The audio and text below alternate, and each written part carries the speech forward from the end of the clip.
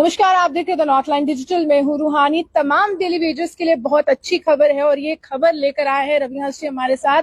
इनसे जानते हैं कि कहीं ना कहीं जो उम्मीदें लगाई जा रही थी वो उम्मीदें पूरी होने जा रही है और आपके लिए कैसी सुविधा मिलने जा रही है जो लगातार परमानेंट एम्प्लॉयज को मिल रही है। रवि जी, क्या खुशखबरी है और किस तरह से एक्शन मोड में इस बार सरकार आई है? सबसे पहले तो आपके चैनल का बहुत बहुत धन्यवाद। और अभी हम इसको खुशखबरी तो नहीं कहेंगे, लेकिन इतना जरूर कह सकते हैं कि सरकार जो कुछ ना कुछ एक्शन मोड में आई है। तो कहीं लग रहा है आज की सरकार को डेली वेजरों का भी ध्यान आया है। हमने पिछले लगातार मैं कोशिश में था कि ये पीएफ का जो बेनिफिट है ये डेली वेजर को मिलना चाहिए। दुख होता है हमें कि जब हमारा 60 साल का साथी कोई रिटायरमेंट होकर घर चला जाता है तो वो खाली हाथ जाता है। अगर कोई प्राइवेट सेक्टर के अंदर भी कोई काम करता है, कोई कॉन्ट्रैक्टर के अंडर भी काम करता है, तो उसको भी जब वो रिटायरमेंट जाता है तो उसको बेनिफिट मिलता है। अगर आज हमारा डेली वेजर 30 या 32 साल सर्विस करने के बाद खाली हाथ रिटायर जा रहा है, तो अगर ईपीएफ का बेनिफिट उसको मिला होता तो कम से कम 7-8 लाख रुपया वो जाते समय घर लेके जाता, सेविंग लेके जाता। तो ये मैं लगातार पिछले 1 साल से कोशिश कर रहा था। मैंने पहले भी जुलाई में ही ये लेटर सबमिट किया था ईपीएफ कमिश्नर को। उसके बाद सरकार को 2 बार नोटिस भी निकलवाया था। तो अब जाकर के सरकार ने इस पे एक्शन लिया और सरकार ने डिपार्टमेंट्स को लिखा है कि अगर हम इनको ईपीएफ और ईएसआई स्कीम लागू करते हैं तो क्या फाइनेंशियल इम्प्लीकेशंस होंगी। तो मुझे लग रहा है कि सरकार ने का बढ़िया कदम जो है वो डेली वेजर के हक में उठाया। और अगर ये चीजें भी लागू हो जाती हैं तो मुझे लगता है कि बहुत बड़ी रिलीफ जो डेली वेजर को मिल सकती है। अब हम देखेंगे, पिछले कई सालों से हम देखते आ रहे हैं हमारे कई साथी बीमार होने के बाद डेथ हो गई, जो अपना प्रॉपर ट्रीटमेंट नहीं करवा पाए। वजह यही थी कि फाइनेंशियली वो इतने स्ट्रांग नहीं थे। अगर ईएसआई स्कीम लागू होती, तब लागू हो जाती, तो वो कम से कम अपना बेहतर ट्रीटमेंट करवा सकते थे। अभी पिछले रिसेंटली एक हमारा साथी है मोहम्मद असलम, उसको हार्ट अटैक आया था, तो उस बेचारे ने कर्ज लेकर के अपना 2 स्टंट डलवाए थे।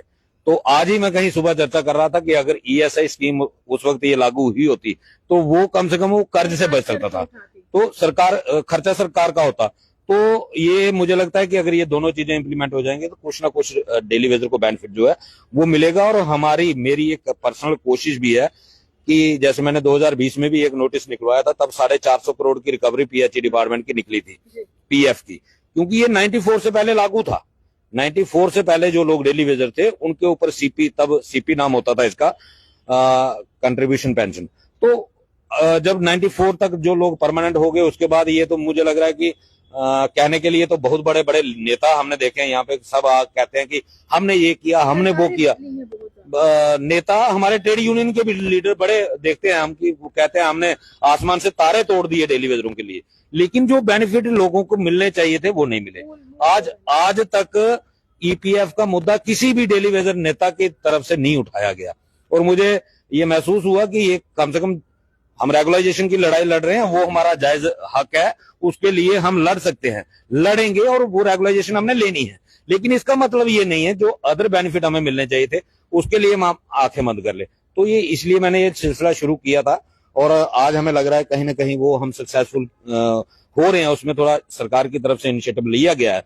तो मैं तो ये कहूंगा सरकार को कि सरकार ये चीजें जल्द से जल्द लागू करे।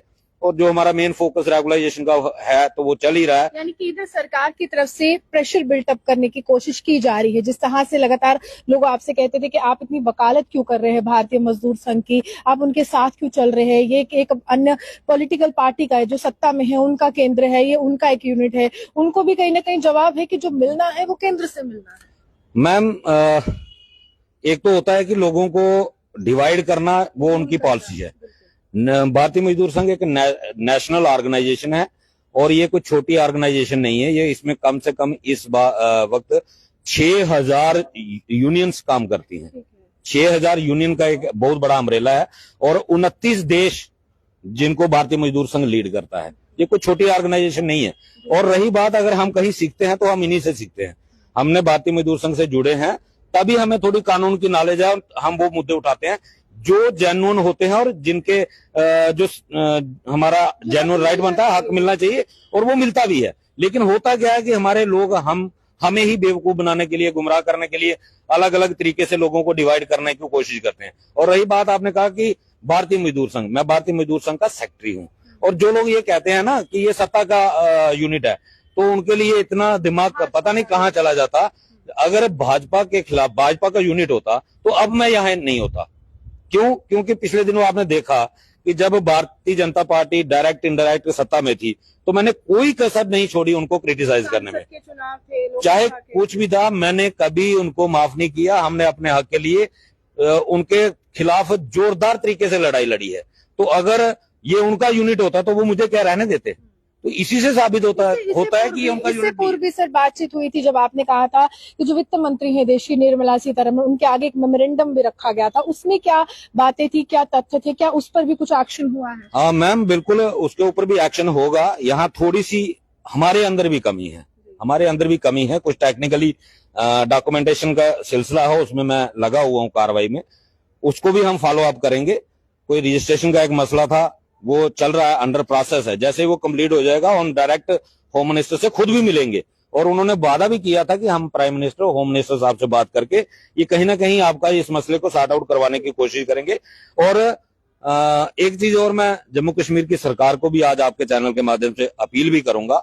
और हम कल भी जावेद राणा साहब से मिले थे और जावेद राणा साहब ने फिर अपना वादा दोहराया है कि मैंने जो वादा किया है मैं उस पे लगा हुआ हूं, मैं उसके ऊपर काम कर रहा हूं। और पहली किस्त जो पेंडिंग, जी, उन्होंने कहा है कि मैं पूरी जोर लगाया हुआ है और सीएम साहब से मेरी बात हो चुकी है, और जैसे ही ये बजट रिलीज होगा कुछ ना कुछ हम किस्त आपको जरूर देंगे।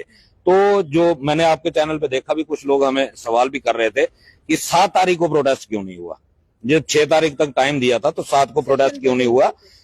ये जवाब उनके लिए नहीं है, बल्कि मेरे उन साथियों के लिए है जिन लोगों ने हमें सपोर्ट किया है और जो हम पे विश्वास करते हैं।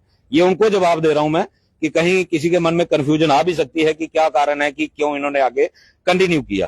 पहली बात, एजिटेशन होती है सरकार तक अपनी बात पहुंचाने के लिए और सरकार को मजबूर करने के लिए कि सरकार हमारे साथ बातचीत करे। अब बातचीत कंटिन्यू चल रही है, जिस वजह से पहला कारण यह है कि इसलिए हमने 7 तारीख को प्रोटेस्ट नहीं किया कि जब एक मिनिस्टर साहब ने वादा किया है कि जैसे ही ये ग्रांट्स रिलीज होंगी मैं एक किस्त आपको बुलाया भी तो गया था। बिल्कुल। तो जब एक कमिटमेंट मिनिस्टर के साथ हुई है, जब तक वो अपनी कमिटमेंट तोड़ेंगे नहीं, तो अगर हम प्रोटेस्ट करने जाएं तो इसका मतलब है कि हमने वादा तोड़ा।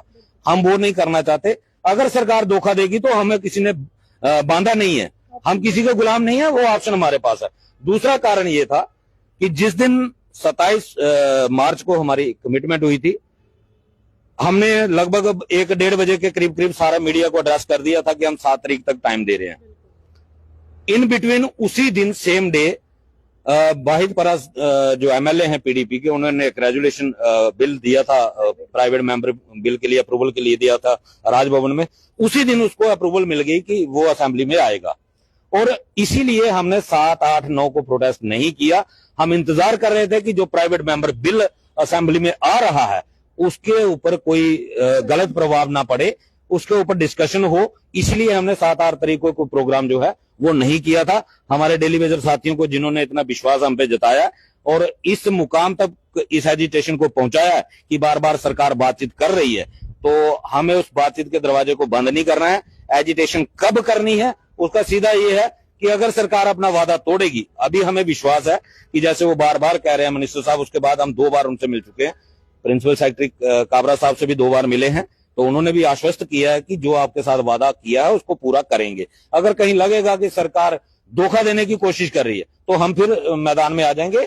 हम कोई डरने वाले नहीं है या समझौता करने वाले नहीं है कि बिना कुछ लिए हम समझौता कर लेंगे। देखिए, साफ तौर पर अब यहाँ पर गेंद जो है वो मुख्यमंत्री के पाले में है, और फंड्स की अगर हम बात करें तो केंद्र सरकार के पाले में है, उपराज्यपाल के पाले में है।